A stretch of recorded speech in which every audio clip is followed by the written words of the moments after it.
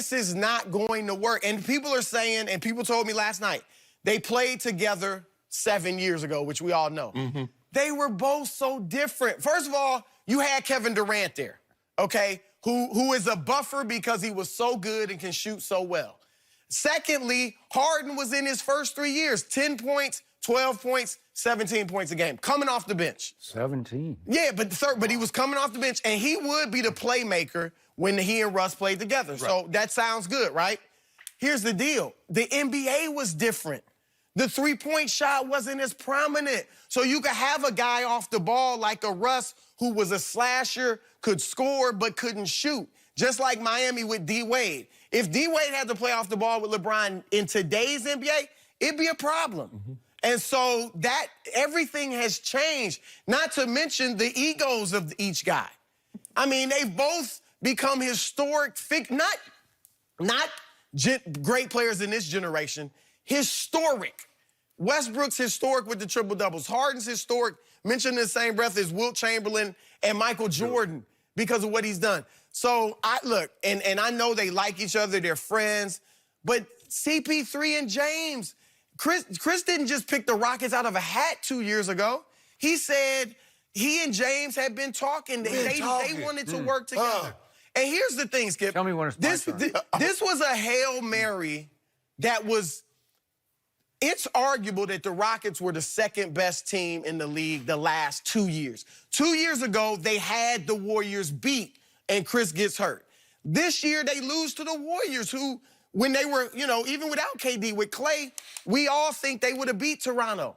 So I think it was a panic move. My first order, if I was Daryl Morey, my first course of action, because I guess, look, the relationship between James and Chris was so bad that they had to be... I thought he said it competitive. I thought it was competitive pop. Right. Was good, Skip. That's what they were saying. What I would have done if I'm Daryl Morey, I sit Chris and James down and I talk with both of them.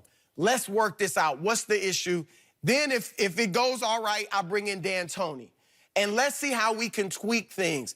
Because look, again, it's a Hail Mary. They're going to be relevant. They're going to be must-see TV. Look, Russ in Mike D'Antoni's offense by himself or with James off the ball as a spot-up shooter, Russ would be great in D'Antoni's offense. Coming downhill with shooters around him, which he never had in OKC, and he could pick the defense apart. But is James just going to be off the ball like that? So with James with the ball and Russ off, so... Go ahead. I see you got your Rockets colors on, but I don't know.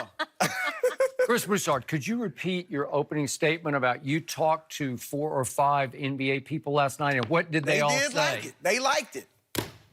They did like it. That's what you do to me, right? Yep. They did like it. They all liked it. Am I right? I don't know if they were being nice or what, but they liked it. I'll give you that. I didn't like it. I loved it. And I start with your opening salvo, which is addition by subtraction. We sat here days on end saying there is no way Daryl Morey will ever get out from under the wrong that was on his resume. He did it. Right. He can't fix what he broke because he gave this guy, for reasons I still can't understand, Chris Paul, he gave him a contract that calls for $38.5 this coming year, then it goes to $41.4 and $44.2. That's impossibly overpaid. That makes Chris Paul the most overpaid player in the NBA. For what he can give you right now, which is not that much, he became a shell of himself. He lost quickness, he lost lift, he lost Chris Paulness. I just couldn't see it last year. He could not help that team enough to where at the end of the year, I'm saying I like Austin Rivers on the floor instead of Chris Paul. So to get out from under that, number one, was extraordinary. It's a coup. How do you do that? And you keep all the rest of the team intact. You lost nobody else. Is Capella still there? Yes. Is Eric Gordon? Is P.J. Tucker? Is Austin Rivers? Is Gerald Green and Daniel House? Yes, they're all still there. So the core is there. The nucleus is there. The togetherness is there. And now you take two guys who obviously don't fit when it comes to usage rate. But the key detail is they sought to reunite. They both wanted. Didn't Chris and James? Okay, well, I don't know about They that. wanted Carmelo. Yeah. Okay. Last year, they wanted Carmelo. Okay, well, they wanted Carmelo last year. You know how players are. They all want to play with different. They not looking and then when it goes sideways, they look at the break. Right. I never got the feeling that Chris and James were close before he came over. From They the weren't like Clippers. Russ and James. Okay. I'll give you So that. you have the extraordinary benefit of these two guys did grow up together, and then they grew apart, so to speak, in that they went their separate ways. But they spent 3 formative years together on the practice floor, in the locker room, on the team plane, going out. So they have a soul connection because they are both Southern California kids. We got number 2 and Paul George. We also have Russ and James. Are they not from right here? Paul and Russ are the same way. Okay. How'd that work out? Okay. What do you mean? They both from Southern Cal. They're both from Southern California. Okay. No, but my point is, it does. Remember, Paul George. Yeah, right. But they sort of they grew up together in the L.A. area because they're both from just south of the airport. So they have a connection from high school days. They're about a year apart.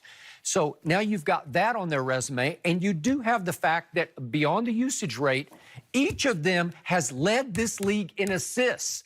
Russell multiple times. He's done it the last 3 years. Russell has led the league in assists twice. James the previous year in 2017. So they have it in their psyche, in their makeup. They can distribute. It's hard to average double-digit assists if you're just all about cold-blooded gunnery, right? No, they'll pass them, but some of that is related to the usage rate. Okay. You know, all assists are not created equal. Okay. So what do they share? What common goal do they have right here, right now? What have Ball they hogging. Okay. No. They have both. Title. They have I get it. extraordinary achievements on the solo Individual achievements. They have it. They've been there and done all that. 3 straight years of triple doubles, an MVP, and an MVP for James, and a breakout offensive season that we all said just might have been the single greatest solo season anybody's ever had. He was doing things with his step back. We just never seen that before. All of a sudden, they have one shared goal, which is we both know what it feels like to be condemned by our fandom for failing miserably in the postseason, right? Both of them got blamed for flame out in Houston, right? Now they reunite and they say, well, we do have one thing going. I'm not a big Mike D'Antoni fan, except he does understand offense. In fact, I'm going to go so far as he has demonstrated offensive genius to me. I think he's a terrible in-game strategist and motivator because his sideline huddles, as I keep saying, they just tune him out. They're looking up in the stands. They're looking at their feet. If they had their phones, they'd all be looking at their phones, right? But that's against the rules. But the point is that he's always saying, we got to get a stop. You know, come on. Oh, you do. He going to be saying a lot of that. Exactly. We got to get a stop, right? And he pops another tongue. But here's what I want to ask you, Skip, because what you're saying is what all the NBA guys were saying the same thing. Okay, texting them, you know. How does it work basketball-wise? That's the thing. Like, fit, the Golden State Warriors, what they showed us in 2015 and 2016, even when they lost in 2016, is that fit, chemistry, system, the right system for the right players is right. Are Steph Curry, Klay Thompson, and Draymond Green that's ultra-talented individually? No. No, they don't scare you. But put them together in the right system with their fit, and they blew the doors off people. The pieces work. And we were asking, man, nobody's going to take Chris Paul's contract. How do you get rid of that contract? Well, you take on a worse contract. 4 years at 170. That's how you get rid of that contract. You like mashed potatoes? Yes. You like ice cream? Yes. You like them individually. You don't like them together. Because that's what they put together. Ice cream and mashed potatoes. Now, separately, I tear them up. But when you put them together, I don't want that. Skip, it doesn't make sense when you got this, when you have 2 guys that dominate the ball. We was wondering how it was going to work with Chris Paul and James Harden. Harden was #1 in usage. I think CP3 was 4 or 5. Now you put 1, 2 over the last 5 years. I get it. Super duper talented. Russ is talented, but he's not the defensive guy. And I give credit. Chris Paul is slowed down.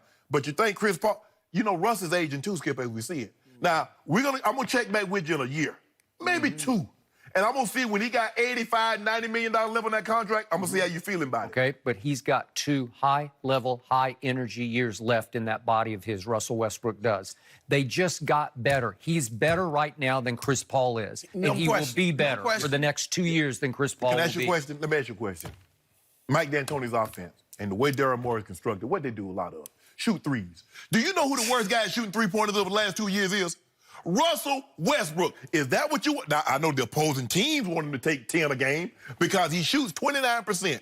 I ain't got no problem with it. Last year he did. Yeah, and the year before that wasn't much better. Free throw line. Yeah. I'll give you, look, the floor will be spread for Russ, and he'll be able to get in the lane. That's one basketball thing you like. But his mid-range, that pull-up jumper from free throw line, that's one of his best shots. I mean, even though he misses a lot, but that's one of his best shots. They don't even like that in Houston. Yeah. Like, this is just, they got more talented. They are explosive. They're going to be scary. They're the type of team I'd hate to play against because Russ is just relentless with his, energy and 110 miles an hour for 48 minutes, and James is just what he is. You can't stop him. Okay, just remember, so they're going to be dangerous. You have failed at the levels these two have failed at in the postseason. You become humbled to the point of willing to sacrifice, to listen to Mike D'Antoni say, hey, guys, what if you guys pick and roll for each other occasionally? You don't think that would work? If you had two balls, I'd have taken them. With two balls, Chris, I got it. We got to leave it here because we got a lot more coming up this morning, and Chris is hanging with us for it.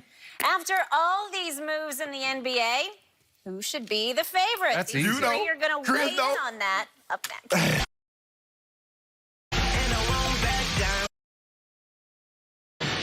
Manny Pacquiao. Very impressive Manny Pacquiao. The Fighting Senator.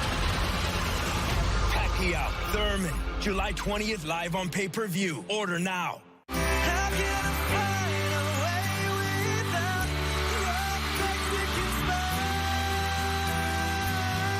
heard the phenomenon. Now experience nacho fries live from your house with Taco Bell delivery. Geico has over 75 years of savings and service. Whoa. Travis and AT made it.